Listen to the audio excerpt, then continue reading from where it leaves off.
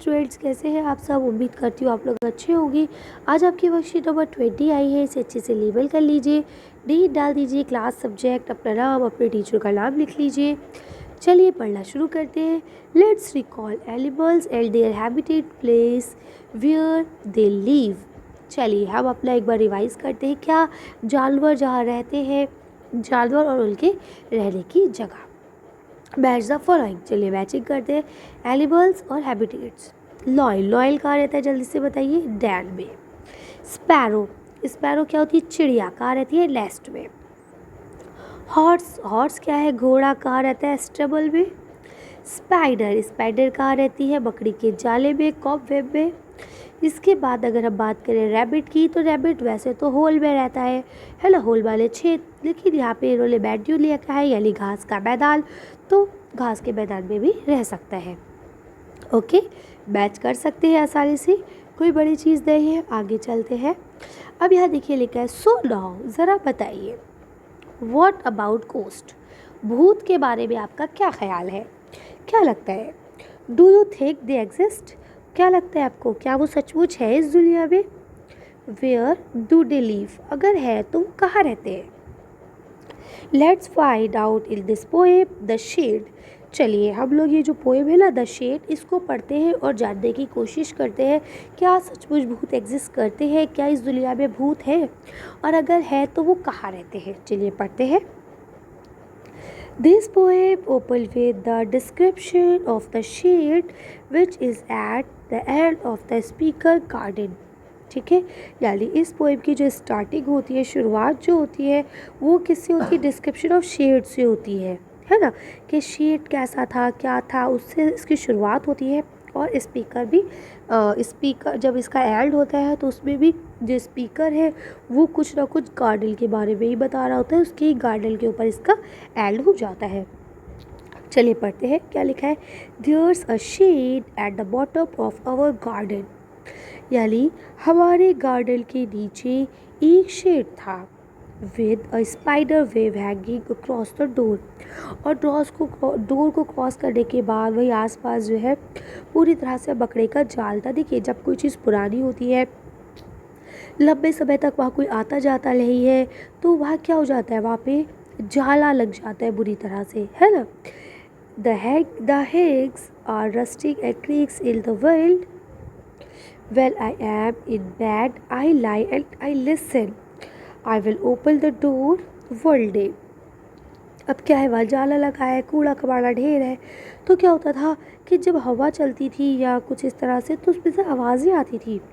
एक दिन जब मैं अपने बेड पे लेटा था तो मैंने महसूस किया, सुना, तो मैंने क्या किया, अपने डोर को खोला, दरवाजे को खोला। एक दिन जब मैं वहाँ गया, there a dusty old window around the side with 3 crackle panes of glass. अब क्या बोलते हैं, जब मैं वहाँ गया तो मैंने क्या देखा, एक बहुत गंदी पुराने ज़माने की खिड़की है और उसके इर्द गिर्द जो उसका शीशा है वो 3-4 जगह से टूटा पड़ा है। आई ऑफ्टन थिंक, मैंने सोचा, देयर सब staring at me, each time that I pass I will pep through that window one day. यानी कुछ समय जब गुजर गया, जब मैंने इस तरह से देखा, तो मैंने सोचा क्यों ना मैं इस विंडो को खोलूँ, इस खिड़की को खोलूँ और जाऊँ और देखूँ क्या है। माई ब्रदर, मेरे भाई ने, see is there a ghost in the shed, उन्होंने कहा कि इस शेड के अंदर एक भूत रहता है। Who hide under the rotted floor boards, और वो अंडर फ्लोर बोर्ड्स के नीचे रहता है। And if I ever dare to set foot inside, और मैंने कई बार वहाँ पे मतलब कदमों के निशान, उनकी आवाज़ें भी देखी है। I will jump out and chop off my hand, but I will take a peek world. लेकिन क्या हुआ कि उसने वहाँ से फ़िलहाल तो बाहर आ गया, लेकिन उसने बाद में सोचा कि वो झाँक के देखेगा। ठीक है, I know that there is not really a ghost, यानी कि मुझे मालूम था वहाँ कोई भी असलियत का भूत नहीं था।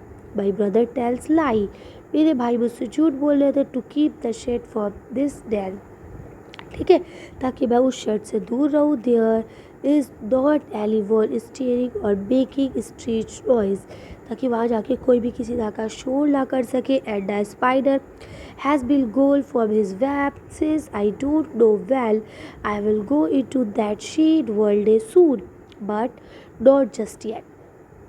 ठीक है, अब वो क्या बोलते हैं कि वहाँ शोर आना, वहाँ पे बकरी का जाला था, ये सारी चीज़ें थी। आई विल, मैं जाना चाह रहा था, go to into the shed world day soon, मैं जल्दी एक दिन उस शेड के अंदर जाऊँगा, बट नॉट जस्ट येट, लेकिन अभी बिल्कुल नहीं। ठीक है, अब यहाँ देखिए क्वेश्चन सेकंड दिया गया है, answer the following question by choosing the correct option. सही आंसर को चुनते हुए आपको आंसर देना है।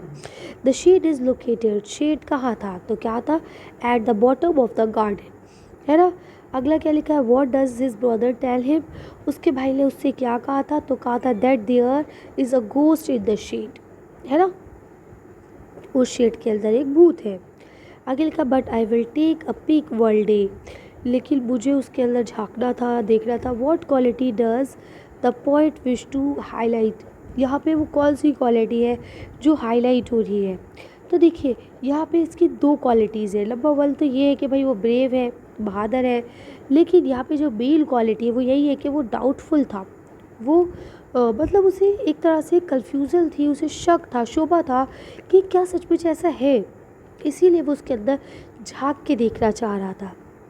यह लिखा है, the author brothers vault to him not to, तो उसके भाई क्या चाहता था कि वो एल्टर ना करे शेड में, है ना, कि उसका वो चाहता था कि वो दोबारा उस शेड के अंदर ना जाए। कर सकते हैं। चलिए तो अच्छी वीडियो का अब यही ख़त्म करते हैं। आज की वर्कशीट में बस इतना ही। अगर आपका वीडियो पसंद आई हो तो प्लीज़ इसे लाइक और शेयर करें। अगर अभी तक आपने मेरे चैनल को सब्सक्राइब नहीं किया तो प्लीज़ मेरे चैनल को सब्सक्राइब करें। Thank you for watching.